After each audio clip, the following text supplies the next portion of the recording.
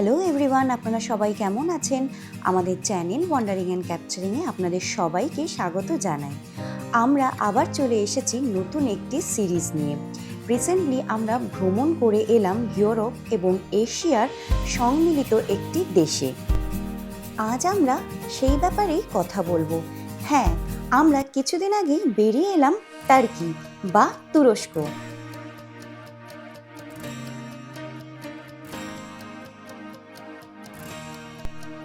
উত্তরে black C এবং দক্ষিণে মেডিটেরিয়ান সি এর মধ্যবর্তী অংশে অবস্থিত এই দেশ ভীষণ সুন্দর, যার মধ্যে রয়েছে ইতিহাসের ছোঁয়া, কালচার এবং ল্যান্ডস্কেপের বৈচিত্র্য।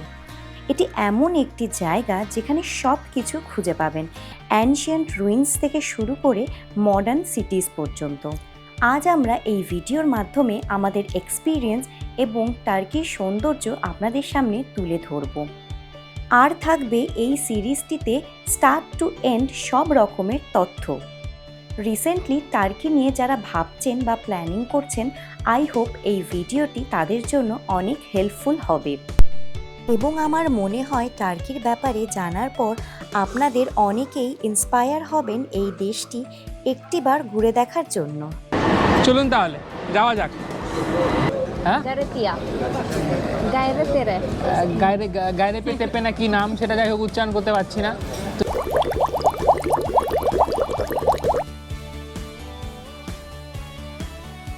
বৃষ্টি ভেজা দুপুরে বেরিয়ে পড়লাম আমরা নেতাজি সুভাষচন্দ্র বোস ইন্টারন্যাশনাল এয়ারপোর্টের উদ্দেশ্যে। মনে অনেক ভয় এবং একটি অজানা আনন্দ নিয়ে শুরু হলো আমাদের যাত্রা। সময় মতো পৌঁছে গেলাম এয়ারপোর্টে। আমাদের ফ্লাইট ছিল 6:30টায় কলকাতা টু মুম্বাই। আজ আমরা ট্রাভেল করছি এয়ার ইন্ডিয়াতে AI773 এয়ারক্রাফটে। ফ্লাইটে উঠেই এক বোতল জল চেয়ে নিলাম, কারণ খুব তেষ্টা পেয়ে গিয়েছিল। আজকের ফ্লাইট ছিল পুরোপুরি ফুল। দেখতে দেখতে 2 ঘন্টার মধ্যেই পৌঁছে গেলাম আমরা বম্বে।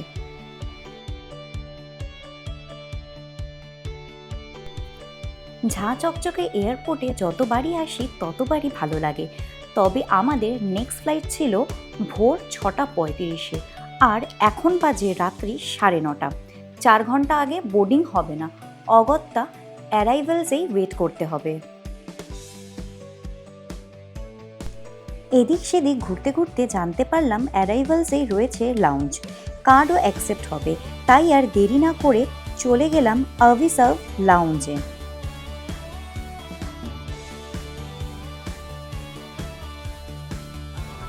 ফাইনালি আমরা লাউঞ্জে চলে এসেছি। এটি কিন্তু অ্যারাইভেলেই রয়েছে। আমরা সচরাচর জানি সিকিউরিটি চেকিং করার পরেই কিন্তু লাউঞ্জে ঢোকা যাবে। অনেকবার এসেছি এই এয়ারপোর্টে, কিন্তু অ্যারাইভেলসে যে লাউঞ্জ রয়েছে সেটা কিন্তু জানা ছিল।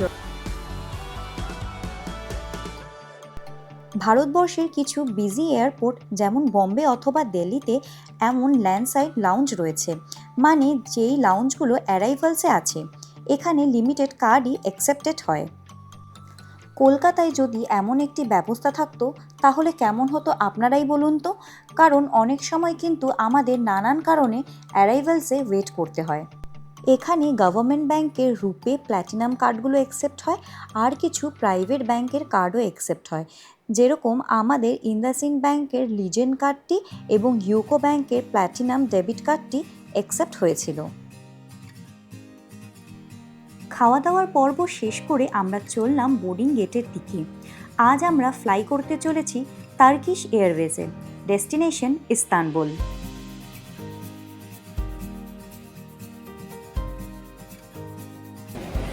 এত দেশের এয়ারলাইন চলে এখান থেকে, কত রকমের মানুষ, কত রকম এথনিক মানুষ, মানে সেটা ইন্টারন্যাশনাল টার্মিনালে না আসলে, আমি যতবারই এসেছি এখান থেকে, মানে আমি অ্যারাইভ হয়েছি এখানে কিন্তু ডিপার্ট হয়নি, প্রথমবার ডিপার্ট হচ্ছি।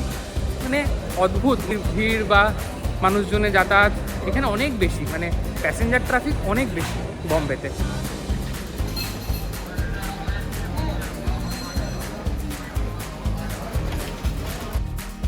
আজ আমরা ট্রাভেল করছি টার্কিশ এয়ারলাইন্সের TK721-এ। এই ফ্লাইটটা ডিপার্চার হবে 6:35 বম্বে এয়ারপোর্ট থেকে, এবং সময় লাগবে প্রায় 6 ঘন্টা ইস্তানবুল পৌঁছাতে। আজকে আমাদের এয়ারক্রাফট হচ্ছে বোয়িং 777। এই একই টাইমিংয়ে কিন্তু ইন্ডিগোরও একটা কোর্সিয়ার ফ্লাইট এখান থেকে ছাড়ে, দুটোই ইস্তানবুল পৌঁছায়। তো বম্বে থেকে ইস্তানবুলের এই দুটোই ডিরেক্ট কানেক্টিভিটি। তাছাড়া আপনারা কাতার এয়ারওয়েজ করে বা এমিরেটসে করে কিন্তু আসতেই পারেন।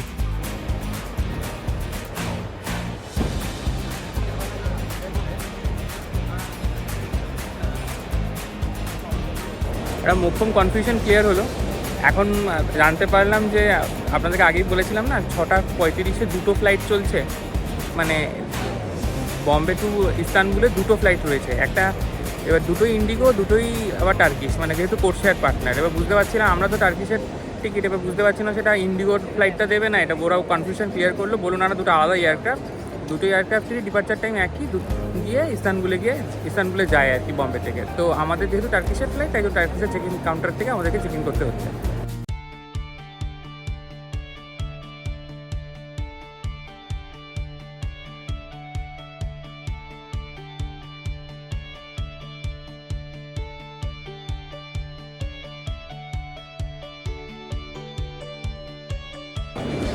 বম্বে যে দেশের অন্যতম ব্যস্ততম এয়ারপোর্ট, সেটার এখানকার ইমিগ্রেশনের লাইন দেখে আপনারা নিশ্চয়ই বুঝতে পারছেন। মানে দেখুন, এখন রাত বাজে 3টে, রাত 3টের সময় ইমিগ্রেশনে ভিড়টা দেখুন খালি, প্রচুর কাউন্টার, কিন্তু প্রচণ্ড বেশি ভিড়। আমরা রীতিমতো বহুক্ষণ লাইনে দাঁড়িয়ে আছি, লাইন এগোচ্ছেও না সেরকমভাবে। আমরা ইমিগ্রেশন শেষ করে আমরা একটু স্টেবল হই, একটা জায়গায় পৌঁছাই, তারপরে আপনাদেরকে পুরো টার্কির ভিসা প্রসিডিওরটা বুঝাবো। ইমিগ্রেশন কমপ্লিট করে চলে যাচ্ছি এখন লাউঞ্জের দিকে। এখানে প্রচুর দোকান রয়েছে, এখানে এসে শপিং করা যেতে পারে। আপাতত সেই প্ল্যানিং তো নেই, এখন যাব আমরা লাউঞ্জে। কিন্তু এখানকার যে এনভায়রনমেন্ট, এক বিন্দু মনে হবে না যে রাত 3টে বাজে। টার্কিশের ভিসা কিন্তু যথেষ্ট জটিল, ইউরোপিয়ান ভিসার মধ্যে অনেক কিছু রিকোয়ারমেন্টস রয়েছে। তো সেগুলো সব ইনফরমেশন নিয়ে ইউটিউবে সেরকম ভিডিওও নেই, আমি অনেক খুঁজেও সেরকম ভালো প্রপার ইনফরমেশন পাইনি। তা আমার মনে হয়েছে যে বেঙ্গলিতে যদি আমরা এটা একটু বলি, তাহলে অনেকেরই যারা টার্কি প্ল্যান করছেন তাদের ভিসা করতে অনেক সুবিধা হবে। এই ডিউটি ফ্রি এরিয়াতে সমস্ত বড় বড় আউটলেট রয়েছে। আমরা বেশ কিছু পারফিউমও ট্রাই করলাম, এবং আমাদের মতো অনেকেই যাদের ইন্টারেস্ট রয়েছে, সেগুলো সচরাচর তো আমরা বড় বড় ব্র্যান্ডের পারফিউম বা অন্যান্য জিনিস ট্রাই করা হয় না, সেগুলোও এখানে আপনারা ট্রাই করতে পারেন এবং বেশ কিনতেও পারেন ডিসকাউন্টেড রেটে। লয়্যালটি লাউঞ্জে ঢুকেই কিন্তু আপনাকে এই লিফটে করে নিচে চলে যেতে হবে। এটা হচ্ছে 4th ফ্লোরে, কিন্তু আপনাকে যেতে হবে 3rd ফ্লোরে। আদানি লাউঞ্জে যারা বিজনেস ক্লাসে ট্রাভেল করছেন এবং প্রাইভেট ব্যাংকের কার্ড হোল্ডার্স রয়েছেন, লাইক ডেবিট কার্ড এবং ক্রেডিট কার্ড, তারা কিন্তু সেই লাউঞ্জটিতে অ্যাক্সেস করতে পারবেন। আমাদের যেহেতু প্রাইভেট ব্যাংকের কার্ডগুলি এক্সস্ট করে গেছে, তাই আমরা আজকে সেখানে অ্যাক্সেস করতে পারিনি, তাই আমরা আজকে চলে এসেছি লয়্যালটি লাউঞ্জে।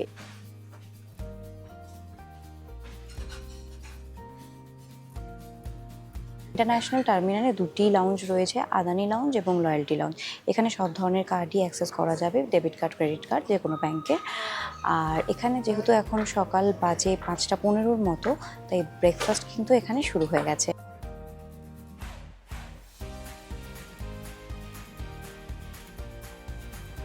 অন্যান্য লাউঞ্জে যেরকম ড্রিঙ্কস কিন্তু চার্জেবল থাকে, এটা যেহেতু ইন্টারন্যাশনাল লাউঞ্জ, এখানে কিন্তু ড্রিঙ্কসের কোনো চার্জ নেই। হার্ড ড্রিঙ্কস আপনারা যত খুশি আনলিমিটেড এখানে খেতে পারেন। হালকা কিছু ব্রেকফাস্ট করে আমরা এবার চললাম বোর্ডিং গেটের দিকে। আমাদের ফ্লাইট ডিপার্ট হবে বোর্ডিং গেট নাম্বার 77-এ। আর বম্বে এয়ারপোর্ট তো বিশাল বড়, মানে টার্মিনাল 2 ইন্টারন্যাশনালের জন্য, আর টার্মিনাল 2 এত বড় যে হেঁটে শেষ করা যায় না, তাই আমরা 15 মিনিট হাতে রেখেই বেরোলাম, কারণ টার্মিনাল 2 এর একদম শেষ মাথায় গিয়ে আমাদের ফ্লাইট আজকে দিয়েছে। 69 নাম্বার গেটে কিন্তু একটি ফার্মাসিও রয়েছে। অনেক সময় অনেক কিছুরই মেডিসিনের দরকার পড়ে, এখান থেকে এসে কিন্তু আপনারা কিনতে পারেন। চলতে চলতে দেখতে পেলাম A380, পৃথিবীর সবথেকে বড় বিমান। দেখুন কতটা বড়, 550 লোক নিয়ে চলতে পারে, মানে সত্যি দেখেই বোঝা যাচ্ছে। আকাশের বড় বাজ পাখি, সত্যিই তাই। পৌঁছে গেলাম গেটে, প্রায় 15 মিনিট লাগলো লাউঞ্জের থেকে গেট অবধি আসতে। তবে বম্বে এয়ারপোর্ট কিন্তু সত্যি অসাধারণ। জাস্ট আমার পিছনে লাইটিংগুলো দেখুন, জাস্ট অসাধারণ।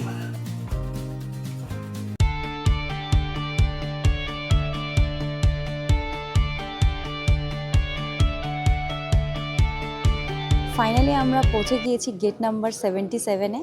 আজকে এখান থেকেই আমাদের যাত্রা শুরু হবে টার্কির জন্য। প্রচণ্ড এক্সাইটমেন্ট লাগছে। বহুদিন পরে আবার বাইরে যাওয়া, সেই লাস্ট গিয়েছিলাম ভিয়েতনাম, দেশের বাইরে। ভিয়েতনামের পর কিন্তু এটাই আমাদের নেক্সট ইন্টারন্যাশনাল ট্রিপ। আগে দেশ ছেড়ে যাওয়ার আগে একটা অন্যরকম অনুভূতি হয়, কারণ নতুন জায়গা, নতুন কারেন্সি, নতুন মানুষ, সব কিছুরকেই একটা অ্যাকাস্টাম হতে সময় লাগে। প্রথমে তো কারেন্সি বুঝতে সময় লাগে, গুনতে সময় লাগে যে আমাদের দেশের কত, তাহলে এখানে কত, এটা কি আদৌ সস্তা হচ্ছে না দামি হচ্ছে, এই যে ফিলিংসগুলো ভেবে এক্সাইটমেন্ট ফিল করছি। তো সেটা একটা ব্যাপার রয়েছে। আর শরীরের প্রতি খেয়াল রাখাটা তো রয়েছে, কারণ বাইরে গিয়ে তো অসুস্থ হলে চলবে না। তো আমি একটা জিনিস আপনাদেরকে অবশ্যই বলবো যে ইন্টারন্যাশনাল ট্রিপ করলে অনেক দেশে ট্রাভেল ইন্স্যুরেন্স ম্যান্ডেটরি নয়, যেমন থাইল্যান্ডে, ভিয়েতনামে, এই বা ইভেন টার্কিতে ট্রাভেল ইন্স্যুরেন্স কিন্তু ম্যান্ডেটরি নয়। আমি আপনাকে বলবো যে অবশ্যই ট্রাভেল ইন্স্যুরেন্স বেশি খরচা পড়ে না। এটা কোনো পেইড প্রমোশন নয়, জাস্ট আমি হেল্পিং ম্যানারেই বলছি যে 500 থেকে 800 টাকা ম্যাক্সিমাম পরে, কিন্তু একটা ট্রাভেল ইন্স্যুরেন্স অবশ্যই করিয়ে নেবেন। কারণ ট্রাভেল বাইরে গিয়ে কিন্তু প্রচুর খরচা হয়ে যায় অনেক সময় ট্যুরিস্টদের। সেই খরচার হাত থেকে বাঁচতে গেলে কিন্তু ট্রাভেল ইন্স্যুরেন্সটা অবশ্যই করিয়ে নেওয়া দরকার। আমরাও করিয়েছি, প্রত্যেক বছর আমি টাটা এআইজি করাই, এবার আমি আইসিআইসিআই লম্বার্ডের একটা ইন্স্যুরেন্স করিয়েছি। আমাদের খরচা পড়েছে $1,00,000 পার হেড, মানে আমাদের টোটাল ক্লেম ভ্যালু হচ্ছে $1,00,000 পার হেড। আমাদের প্রিমিয়াম পড়েছে 737 টাকা করে।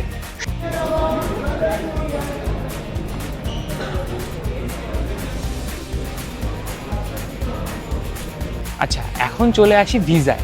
টার্কি ট্রিপ করার জন্য প্রথমেই দরকার ভিসা। তো ভিসার জন্য যেই ডকুমেন্টসগুলো প্রয়োজন সেই সম্বন্ধে প্রত্যেকটা ডিটেল ইনফরমেশান আমি চাই আপনাদেরকে দিতে, কারণ আমি বাংলায় কোনো ভালো ভ্লগ কিন্তু খুঁজে পাইনি, এবং হিন্দিতেও আমি সেরকম কোনো ভ্লগ খুঁজে পাইনি। কারণ আমার ভিসা পেতে কিন্তু যথেষ্ট বেগ পেতে হয়েছিল, ডকুমেন্টসগুলো জোগাড় করতে কিন্তু যথেষ্ট বেগ পেতে হয়েছিল। ভারতীয়দের জন্য টার্কি কিন্তু দুরকম ভিসা দেয়, এক হলো ই ভিসা আর এক হলো স্টিকার ভিসা। ই ভিসার জন্য চাই হচ্ছে যদি আপনার কোনো ভ্যালিড ইউএস ভিসা রয়েছে বা ইউকে ভিসা রয়েছে বা সেনজেন ভিসা রয়েছে, তাহলে কিন্তু টার্কি আপনাকে ই ভিসা ইস্যু করে। ই ভিসা পাওয়ার উপায় কি? টার্কির ই ভিসা পোর্টাল রয়েছে, তার ডেসক্রিপশনে লিঙ্ক আপনাকে দিয়ে দেবো। সেখানে গিয়ে আপনাকে আপনার সেনজেন ভিসা বা ইউকে ভিসা বা ভ্যালিড ইউএস ভিসা আপনাকে ওখানে পুট করতে হবে। আপনার টার্কিশ ভিসা কিন্তু ওখান থেকে পেয়ে যাবেন। 50 USD মতো সেই খরচা পড়ে, এবং সেই ভিসা পাওয়া একদম মুহূর্তের কাজ। মানে অন্যান্য দেশের ই ভিসা কিন্তু 3-4 দিন সময় লাগে অনেক দেশে আসতে, বা অনেক জায়গায় খুব তাড়াতাড়িও চলে আসে, কিন্তু টার্কি কিন্তু জাস্ট মোমেন্টে। আমি নিজে করিনি, কিন্তু প্রচুর আমি এটা নিয়ে ঘাটাঘাটি করেছিলাম, কারণ কি আমি ভেবেছিলাম ইউকে ভিসা নিয়ে ই ভিসা নেব, কিন্তু সেটা সম্ভব হয়নি, আমাকে টার্কিশ ভিসাই নিতে হয়েছে। তো ই ভিসা যদি আপনাদের কারো এই 3 রকম ভিসা অলরেডি আছে, তাহলে টার্কি আসা নিয়ে আপনাদের ভিসা নিয়ে আপনাদের অন্ততপক্ষে কোনো চিন্তা নেই। এখনই একটি মেসেজ পেলাম, আমাদের গেট নাম্বার চেঞ্জ হয়ে গেছে 77 থেকে 75। এখন আমরা 75 গেটের সামনে বসে রয়েছি। আসুন ফ্লাইটে উঠতে উঠতে নেক্সট এবার আপনাদেরকে বোঝাই স্টিকার ভিসার ব্যাপারে। নেক্সট সবথেকে ইম্পর্ট্যান্ট হলো স্টিকার ভিসা। যাদের ইউএস ভিসা নেই, ইউকে ভিসা নেই বা সেনজেন ভিসা নেই, তাদের নিতে হবে Turkish sticker visa. Turkish sticker visa কিন্তু সেনজেন ভিসার মতোই যথেষ্ট কঠিন পাওয়া, কিন্তু এদের কিছু ডকুমেন্ট এক্সট্রা লাগে। যেমন টার্কিশ ভিসাতে টিকিট ম্যান্ডেটারি, কিন্তু যদি আপনি ডামি টিকিট দেন তাহলেও চলবে, কিন্তু ইউরোপে কিন্তু ডামি টিকিট দিয়ে ট্যুরিস্ট ভিসা একদমই করা যায় না। প্রথম জিনিস চলে আসি যে বোথ ওয়ে সাইড টিকিট লাগবে, এটা ফার্স্ট জিনিস। সেকেন্ড জিনিস লাগবে আপনার টোটাল হোটেল রিজার্ভেশন, আপনি কোন কোন রাত কোথায় থাকছেন এবং তার ডিটেল একটা আইটিনারি, সেটা আপনার লাগবে। আপনার একটা কভার লেটার চাই, কভার লেটারে আপনাকে কেন যাচ্ছেন, কদিনের জন্য যাচ্ছেন, কার সঙ্গে যাচ্ছেন, ইত্যাদি ইত্যাদি। কর্মসংস্থান সম্বন্ধে একটা ডিটেল, ইন্ডিয়াতে আপনি কীভাবে যুক্ত, বিজনেস করছেন বা জব করছেন, সেগুলো আপনাকে মেনশন করতে হবে। আর যদি যারা জব করছেন তাদের জন্য কিন্তু লাগবে এনওসি, ম্যান্ডেটারি জিনিস, এবং অনেক প্রাইভেট কোম্পানির এনওসি পাওয়া ডিফিকাল্ট, আপনারা শুনেছেন। তো কিন্তু টার্কিশ ভিসাতে কিন্তু এই এনওসিটা লাগবে। নেক্সট লাগবে হচ্ছে আধার কার্ড, প্যান কার্ড আর ফটো ওদের কিছু ডাইমেনশনস রয়েছে, সেই ডাইমেনশনসে আপনাকে কিন্তু ফটো দিতে হবে। হ্যাঁ, টার্কিশ ভিসাতে কিন্তু কোনো বায়োমেট্রিক লাগে না, এটা একটা পজিটিভ সাইড। কিন্তু স্টিকার ভিসা অ্যাপ্লাই করার জন্য আপনারা ভিএফএস গ্লোবালের থ্রুতেও করতে পারেন। আর আমি করিয়েছিলাম অ্যাটলিসের মাধ্যমে ভিসা। আবার বলছি, এটা কোনো পেইড প্রমোশন নয়, আমি অ্যাটলিসের মাধ্যমে ভিসা করিয়েছিলাম জাস্ট ফর কনভিনিয়েন্স। কারণ ওরা কিন্তু পাসপোর্টটা বাড়ির থেকেই পিক আপ করে এবং বাড়িতেই আবার ভিসা করে ডেলিভারি দিয়ে যায়। হ্যাঁ, খরচাটা অনেক বেশি। টার্কিশ স্টিকার ভিসার খরচা হচ্ছে প্রায় ভারতীয় টাকায় 19,000 টাকার কাছাকাছি। সেটা টার্কিশ রিসেন্টলি ভিসার প্রাইস হিউজ বাড়িয়ে দিয়েছে, 19,000 INR-এর কাছাকাছি প্রায় টার্কিশ ভিসার খরচা। আর আপনি যদি অ্যাটলিস দিয়ে করান, অ্যাটলিস্ট আপনার পার পারসন 3,000 এক্সট্রা নেয়। কিন্তু ভিসাটা কিন্তু কনভিনিয়েন্টলি, ওরা কোনো ফর্ম ফিল আপ কিচ্ছু করার ঝামেলা নেই। ডকুমেন্টস ওদেরকে দিয়ে দাও আর ওরা আপনাকে ভিসা করে পাসপোর্ট নিয়ে যাবে, আবার বাই পোস্ট আপনার বাড়ি অবধি পৌঁছে দেবে। এটা একটা খুবই ভালো সাইট। আর লাগবে লাস্ট 3 বছরের ITR লাগবে, জব করছেন তাদের লাগবে ফর্ম 16। সো এই ডকুমেন্টসগুলোই লাগবে আপনার ভিসার জন্য। আশা করছি টার্কি আসুন, ঘুরে দেখুন। আমরা আছি ওয়ান্ডারিংয়ের ক্যাপচারিংয়ের সঙ্গে থাকুন আর ঘুরে দেখুন এই সুন্দর দেশটিকে। আমরা উঠে পড়েছি ফ্লাইট টার্কিশ এয়ারলাইন্সের TK721 বোয়িং 777। প্রথমেই আমাদের সার্ভ করা হলো ব্রেকফাস্ট।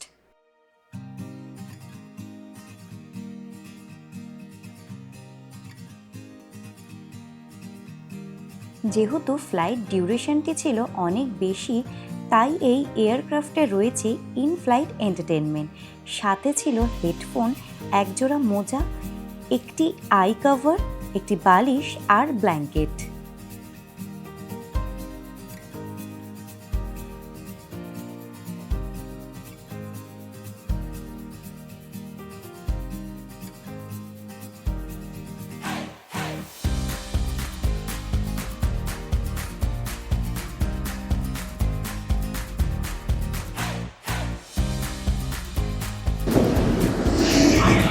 পৌঁছে গেলাম আমরা ইস্তানবুলে। এত বড় এয়ারপোর্ট, বাপ রে, প্রচুর বড় এয়ারপোর্ট। এয়ারপোর্টের ভেতরে ঢুকে পার্কিং অবধি আসতেই প্রায় আমাদের আধা ঘন্টা 45 মিনিট লেগে গেল। বোয়িং 777, দারুণ অ্যামেজিং এক্সপিরিয়েন্স। চললাম এবার এয়ারপোর্টের দিকে।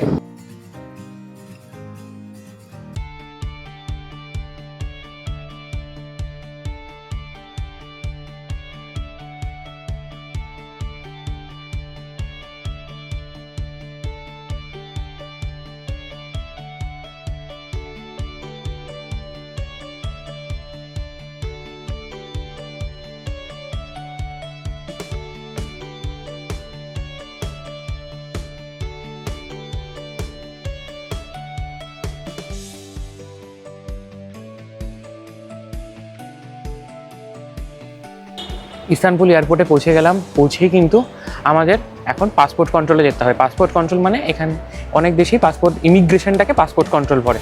তো আমাদের এখন ইমিগ্রেশন যেতে হবে, তারপরে আমাদের লাগেজ কালেক্ট করে আমাদের হোটেলের উদ্দেশ্যে যেতে হবে। আমরা ইউজ করবো পাবলিক ট্রান্সপোর্ট, সেটা আপনাদের সঙ্গে অবশ্যই শেয়ার করবো।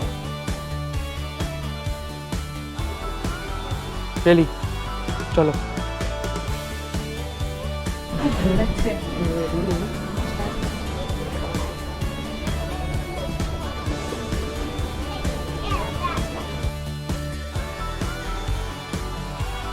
আমরা এখন ব্যাগেজ পেয়ে গেছি।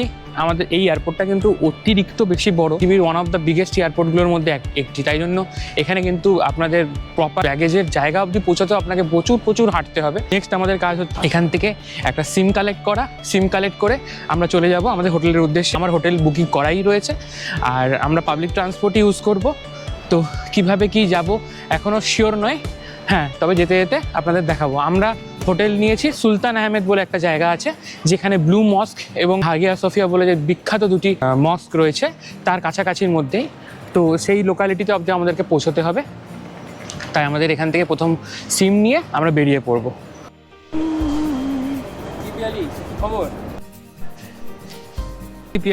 কেমন লাগছে? দারুণ লাগছে, ভীষণ ভালো লাগছে। পৃথিবীর সবচেয়ে বড় এয়ারপোর্টে আমি দাঁড়িয়ে আছি আর ইউরোপ আমার ফার্স্ট টাইম জার্নি। তো প্রচণ্ড এক্সাইটিং লাগছে যে এয়ারপোর্ট থেকে বেরোনোর পর কী ফেস করবো। বাইরে এসেছি, সব রকম এক্সপিরিয়েন্স করতে মন চাইছে। So full ready. রাত থেকে ঘুমোইনি, তবুও আমার এনার্জি একদম 100% চার্জ আপ হয়ে আছে। একটা গুরুত্বপূর্ণ ইনফরমেশন, টার্কির ইমিগ্রেশন কেমন? টার্কির ইমিগ্রেশন কিন্তু যথেষ্ট সোজা, তবে হ্যাঁ অনেকজনকেই দেখলাম ওরা জিজ্ঞেস করছে, বলছে অন্য কিছু জিজ্ঞেস করো, মানে অনেকে ফিরিয়ে দিচ্ছে, পুলিশের সঙ্গে কথা বলাচ্ছে, ইন্টারোগেশন রুমে নিয়ে যাচ্ছে, কিন্তু আমি কোনো ইন্ডিয়ানকে সেরকম হতে দেখিনি। আর সবচেয়ে পজিটিভ সাইড যে আমার ইউএস ভিসা ছিল, এক্সপায়ার হয়ে গেছে, কিন্তু আমার ইউএস ভিসাটা দেখলো একবার, বাস আর কিছু আর না, কোনো একটা সিঙ্গেল কোয়েশ্চেন করলো না। আমরা কিন্তু নিয়ে নিলাম টাকসেল। এখানে কি 3টে কোম্পানি মেনলি অ্যাভেলেবল, টাক টেলিকম, একটা ভোডাফোন, একটা টাকসেল। টাকসেলটা এখানে সবচেয়ে বেশি ভালো নেটওয়ার্ক প্রোভাইড করে। অল ওভার টার্কিতেই টাকসেলটা চলে, হ্যাঁ। 3টে কোম্পানি চলে। হ্যাঁ, আমরা যেহেতু 3টে শহর মূলত ভিজিট করছি, তো সবকটা শহরে যদি ভালো ঠিকঠাক নেটওয়ার্ক পাওয়া যায়। ভোডাফোন সবাই রেকমেন্ড করলো না, কিন্তু সবথেকে দামি নেটওয়ার্ক ওদেরই। ভোডাফোনে এখানে চার্জ রয়েছে 20 জিবির জন্য 61 ইউরো, আর টাক টেলিকমে রয়েছে হচ্ছে 55 ফর 20 জিবির জন্য। ভোডাফোন আমরা নিলাম না, তাই জন্য টাকসেল নিলাম। আমাদের খরচা পড়লো 1490 লিরা। আজকে আমরা একটি নতুন জিনিস এক্সপ্লোর করতে যাচ্ছি।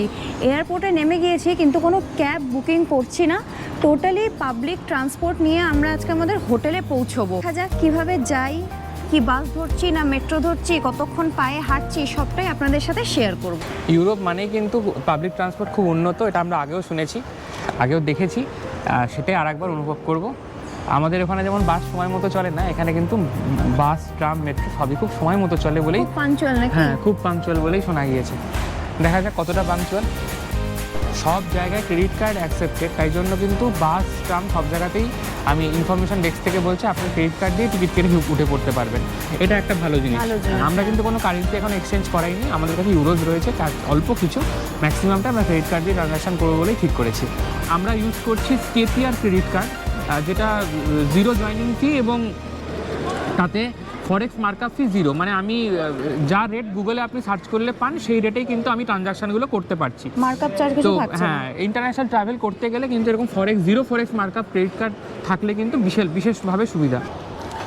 আমাদের কিন্তু 3বার পাবলিক ট্রান্সপোর্ট চেঞ্জ করে করে চলে যেতে হবে আমাদের হোটেল অবধি। আচ্ছা, কীভাবে পাবলিক ট্রান্সপোর্টের হদিশগুলো পাচ্ছি? গুগলে গিয়ে লোকেশন মারছি এবং সেখান থেকে ওরা শো করে দিচ্ছে কিভাবে কি কতটা হাঁটতে হবে, কিভাবে কি কানেকশানগুলো পাওয়া যাবে। ইউরোপে কিন্তু এগুলো একটা বিশাল সুবিধা। বাস স্টপ কিন্তু নিচে রয়েছে, তাই আমরা নিচে চলে আসলাম।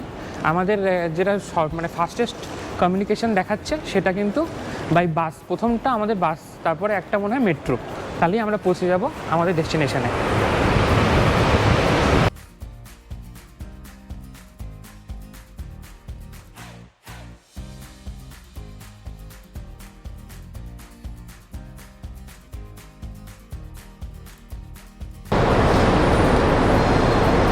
নাম্বার প্ল্যাটফর্ম থেকে বাস ধরবো আমরা। সুলতান আহমেদের ডিরেক্ট কোনো বাস যায় না, ভেঙে ভেঙে যেতেই হবে। বাস স্টপে পৌঁছে গেলাম। এখানে বাস স্টপে স্ক্রিন লাগানো রয়েছে, সেখানে পরপর বাসের লিস্ট শো করছে। ব্যাপারটা বেশ ভালো, আপনাকে কাউকে জিজ্ঞেস করতে হবে না, স্ক্রিন দেখেই বুঝতে পেরে যাবেন কখন কোন বাস আসছে। আমাদের বাসের নাম্বার অনুযায়ী দেখলাম বাস আসতে অনেক সময় লাগবে। এর চেয়ে আমরা যদি মেট্রো করে বেরিয়ে পড়তে পারি তাহলে তাড়াতাড়ি পৌঁছবো, তাই আর দেরি না করে এয়ারপোর্ট মেট্রোর দিকে চললাম।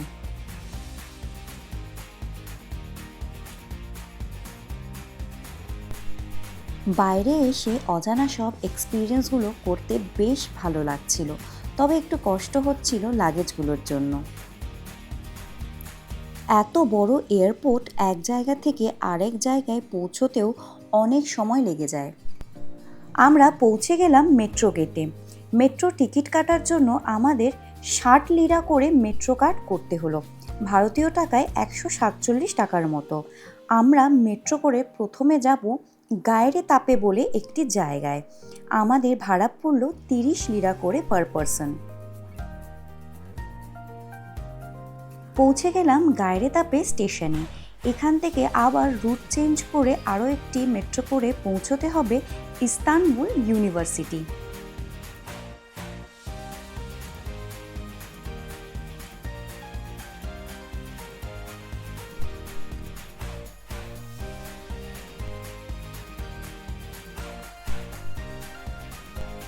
পৌঁছে গেলাম ইস্তানবুল ইউনিভার্সিটি মেট্রো স্টেশনে। এবার আমরা বেরিয়ে যাচ্ছি মেন রোডের দিকে।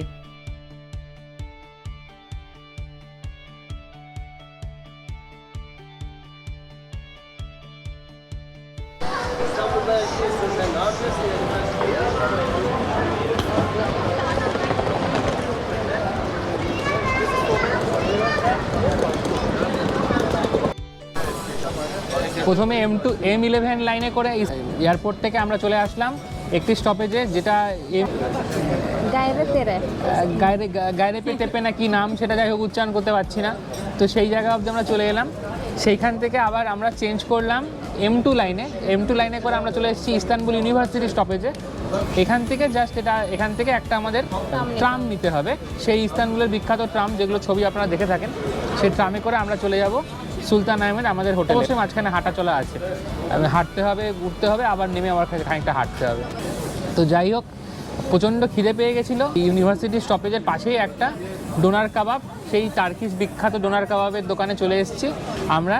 একটা চিকেনের আইটেম, রাইসের সঙ্গে চিকেন, ওই পোড়া চিকেন আর কি, আমরা অর্ডার করেছি। দাম 230 লিরা।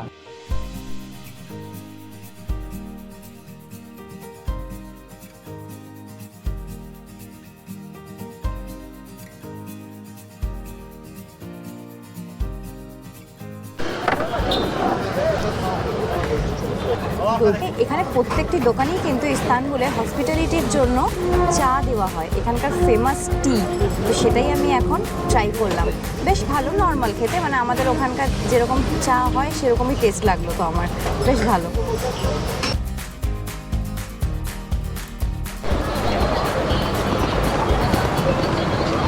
জায়গাগুলো কিন্তু ভালোই গরম। উপর থেকে ওয়াটার স্প্রিঙ্কেল করছে, দেখলে বেলি? হ্যাঁ দেখলাম, হ্যাঁ, উপর থেকে ওয়াটার স্প্রিঙ্কেল করছে। বেশ হ্যাপিনিং হ্যাঁ, প্লেসটা খুব ভালো। পাথর বাঁধানো রাস্তা দিয়েই ইস্তানবুলের ট্রাম স্টেশনের দিকে আমরা চলেছি। সেখান থেকে আমরা ট্রামে করে চলে যাব সুলতান আহমেদ। আচ্ছা, সুলতান আহমেদ আর ট্যাক্সিমেই কিন্তু ম্যাক্সিমাম টুরিস্টরা এসে প্রথমে থাকে, মানে ওই দুটোই হচ্ছে টুরিস্টি জায়গা আর কি। তাকসিমে আমাদের আরেকবার আসতে হবে, সেটাও মেট্রো করে। যেই মেট্রোটায় আমরা এলাম সেটা তাকসিম স্কোয়ারে বার করেই আমরা এসেছি, আবার সেখানে আমাদের যেতে হবে।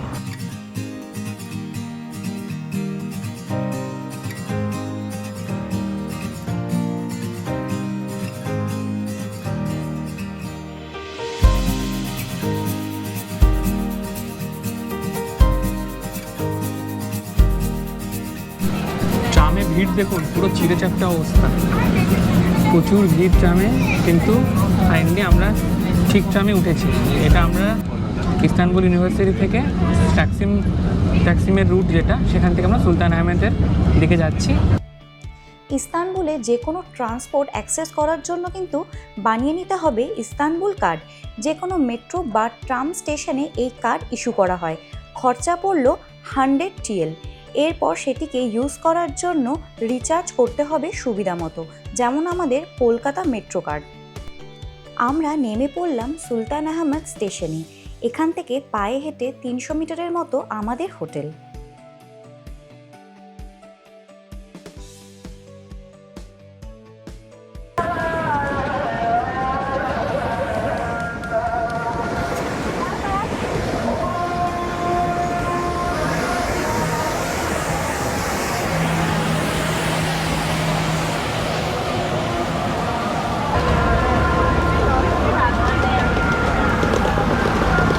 একদম ব্লু মস্ক আর হাগিয়া সোফিয়ার মাঝখান দিয়ে আমরা চলেছি। আমাদের হোটেলটা কিন্তু প্রচণ্ড প্রাইম লোকেশানে।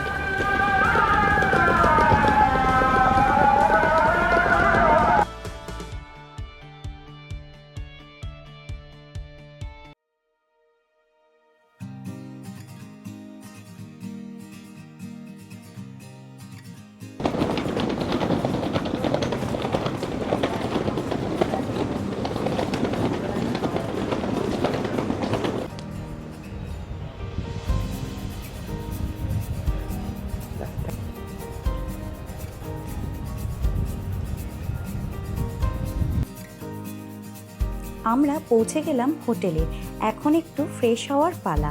আজকের ভিডিওটি এখানেই শেষ করছি। নেক্সট পর্বে থাকবে ইস্তানবুল স্টোরি। আপনাদের কেমন লাগলো অবশ্যই কমেন্টে জানাবেন এবং এখনও যারা চ্যানেলটিকে সাবস্ক্রাইব করেননি অবশ্যই সাবস্ক্রাইব করবেন, যাতে আপনাদের কাছে আরও অনেক অনেক বেশি ইনফরমেশন নিয়ে পৌঁছে যেতে পারি। সবাই খুব ভালো থাকবেন, সুস্থ থাকবেন এবং মন খুলে ঘুরবেন। দেখা হচ্ছে নেক্সট পর্বে।